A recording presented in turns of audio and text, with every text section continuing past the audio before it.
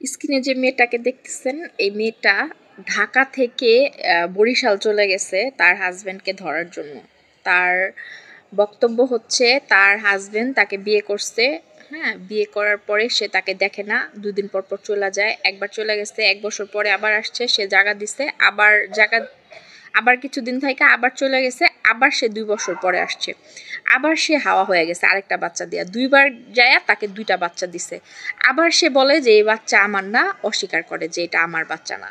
তো মহিলা ঢাকা থেকে সেই বরিশাল গেছে এই লোককে ধরার জন্য, যে আমি অনেক কষ্ট করছি, আমার পক্ষে আর সম্ভব না করার।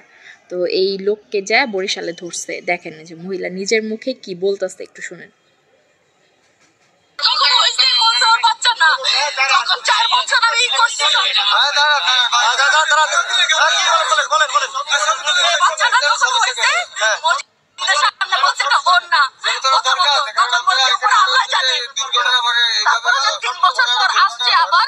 আমি যেহেতু বাচ্চা কাচ্চা হয়েছে জায়গা দিছি, বলছে কি এই বাচ্চাটা ওর, ঠিক আছে সরি টরি বলছে, জায়গা দিছি। তার 1 মাস পর আবার চলে গেছে, পাক্কা 2 বছর পর আবার আসছে আমার লাইফটার মধ্যে। মাফ করে দিছি বাচ্চাটার চেহারার দিকে তাকায়া। পরে এই বাচ্চাটা হয়েছে, এই বাচ্চাটাকে দেখেন নাই, বিশ্বাস করে চেহারা দেখেন এই বাচ্চাটার। হ্যাঁ 2টা বাচ্চা। আমার বরণ পেশন আজ পর্যন্ত কিছুই দেয় নাই, বাইকে বাইকে এখানে আইসা পড়ে, টাকায় 5 লাখ টাকা লোন কিস্তি নিয়ে আইসা পড়ছে। এই বাচ্চাটা যখন আমার পেটে, এই মেয়েটাকে দাঁড়া করে আমি অটো রিক্সা চালাইছি, বিশ্বাস করেন আমাদের টাকার অভাব নাই। এখন আপনি কি হইছে?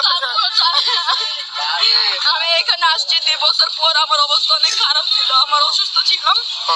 ওর মা বলে আমি নাকি মহিলা, আমাকে কি বিয়া করছে, আমি গরিব, আমার ইচ্ছা মতন ওর ঘুষাইছে, যে এখানে আমার এখানে 2 বছর আগে এখানে ঘুষি দিছে, আমার এখানে হাঁটি ভাঙা, ও মায়েরা ওরা এখান থেকে ভাগাইছে আমার।